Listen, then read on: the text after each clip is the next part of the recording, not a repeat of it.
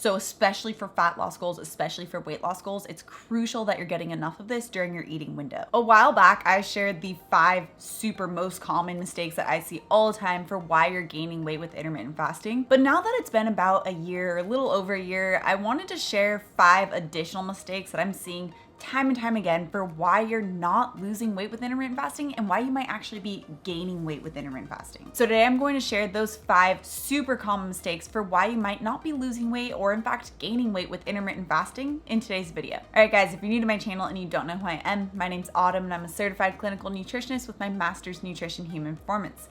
On my channel, I'm typically talking about the science-backed and holistic methods that you can use in order to achieve your wellness dreams. So if you have a wellness goal in mind, make sure you subscribe. Now, before we dive into these 5 new, very common mistakes with intermittent fasting, I wanted to preface it with the biggest mistake I see of all time. And that's where you're just simply not paying attention to what it is that you're eating during your eating window and only focus on that fasting period. This is the biggest mistake I see time and time again. Because although yes, intermittent fasting is a really great tool for health, for wellness, for fat loss purposes, it's just one tool. And just like a recent study, very recent, actually came out last month, showed if you're just using intermittent fasting, it's really just going to be roughly equivalent to any weight loss protocol on what you'll be able to achieve. And that's because you're not actually addressing the food as well. You're really only addressing half of the equation when you're just using intermittent fasting and not addressing what you're eating. Intermittent fasting is going to be a really great tool for helping you to get metabolically flexible, which just basically means that you're going to be able to better utilize fat as fuel,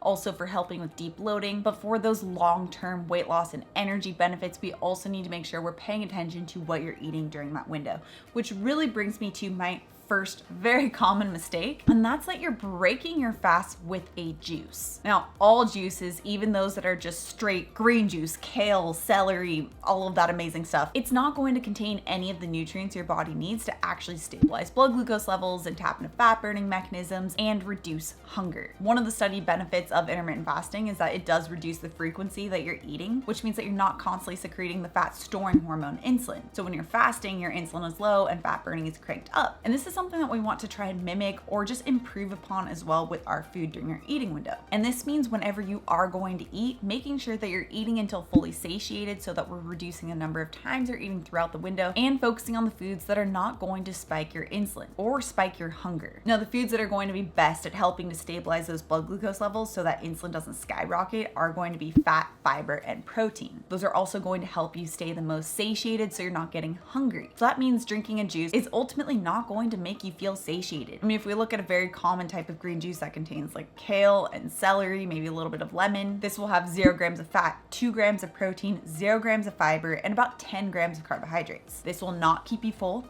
This will not keep you satiated, and this will not stabilize your blood glucose levels. If anything, it's just only going to increase the frequency that you'll have to eat because you did not get satiated and you're just hungry. A while back, I also did a blog post where I specifically broke down celery juice because I know that's a common one for what people like to break their fast with and how this affects your intermittent fasting period. I'll have that article linked down in the description below so you guys can check out more details. And it's not to say that you can't have a green drink. If you love having green drinks, fantastic. It has a lot of great minerals and vitamins within it. But it's important that you have it alongside something that is going to be very rich in protein, fat, and fiber. In fact, you can test out one of my favorite smoothie recipes that do contain protein, fat, and fiber with this video right here, which kind of segues nicely into my second mistake I see, and that's eating frequently within your intermittent fasting eating window. So every time you eat, you're going to be secreting the storing hormone insulin. So if you're eating frequently throughout your window, you're constantly getting those mini secretions of insulin, which means that your body is constantly in that fat storing mode instead of that fat burning. Eating frequently throughout your window is also a really big sign that you aren't getting enough of those highly satiating protein, fat, and fiber components at any of those meals. Because if you were, hormonally, you should be feeling full and satisfied for around 3 to 4 hours. If you're feeling hungry within every 1 to 2 hours, that's a really big sign you did not get enough of protein, fat, or fiber. And eating frequently throughout a window is typically going to imply snacking. And snacking is not usually going to be on the best types of foods for our weight loss goals. These are typically convenience food items, so things like protein bars, chips, crackers, granola, all of these that are going to be higher in those type of starchy or sugary carbohydrates that really spike insulin. And with weight loss as the goal, that's exactly opposite of what we want. Instead, I always try to aim aiming for having 2 to 3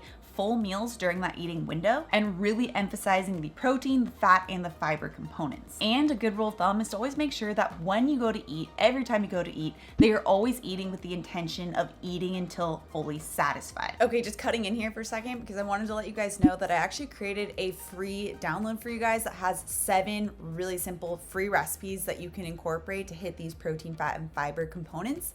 I'll have that link down in the description below so you guys can check it out. These are pulled directly from my complete intermittent fasting bundle program, so it's a really great sneak peek as well. Okay, the third mistake is that you're skimping on that high quality protein. Now, even if you are eating those 2 to 3 fully satiating meals, this is an area where I do see it's pretty easy to undereat on. Protein is one of the most important nutrients when it comes to improving body composition, making sure that you have enough amino acids to repair your muscles. Also, it is going to be the most satiating macronutrient. So especially for fat loss goals, especially for weight loss goals, it's crucial that you're getting enough of this during your eating window. And if you're wondering how you can actually assess how much protein you need for your body, a really great formula that you can use in order to roughly assess what your needs are is multiplying your weight in kilograms by 1.4. This will give you roughly the grams of protein that you need to eat throughout the day. And your protein needs may vary, especially if you're a man, if you're highly athletic, if you're exercising a lot, you might need a bit more. So this is where you might want to multiply your weight in kilograms by 1.6 instead of 1.4. This will give you a rough estimate of what you can shoot for your protein needs. So let's say that calculation comes out to around 95 grams of protein.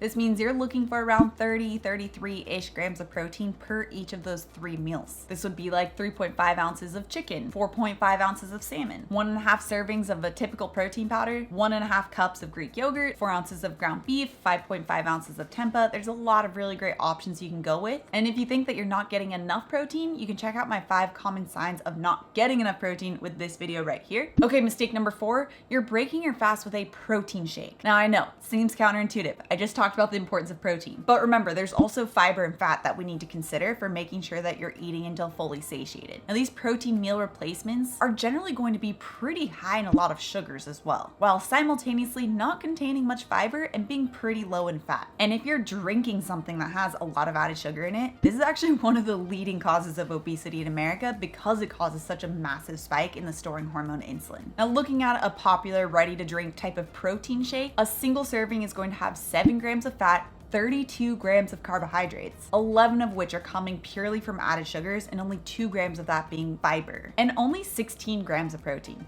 So clearly there's not a really great proportion of protein, fat, and fiber, and it's also going to be significantly higher in the types of foods that spike your insulin, spike your storing hormone, make it so that you shift into fat storing. Instead, you're better off with a breakfast of your own creation, whether it be one of the smoothies, an egg scramble, grain-free oatmeal, chia brekkie bowl, a lot of really great grab and go options. Now number 5, you're breaking your fast with a fruit smoothie. Fruit smoothies are deceivingly healthy, but because fruit smoothies are pretty much just going to be made out of fruit, these are really only going to contain fiber and carbohydrates. So yes, it does have one component that we're looking for, but really when it comes to satiation and feeling satisfied and turning on fat burning hormones, it's crucial that you're getting enough protein and fat. And because fruit smoothies don't contain any of the protein and fat that you need, you're not going to be full for very long, which means that you're also going to be increasing the frequency in which you're eating. Not to mention, just a fruit smoothie, if it doesn't contain the protein and fat necessary, it's also going to be blended, which means that it's a lot easier for your body to break down because there's not that digestion necessary. And because it's so easy to break down, those sugars are really quickly going to be absorbed into the blood supply,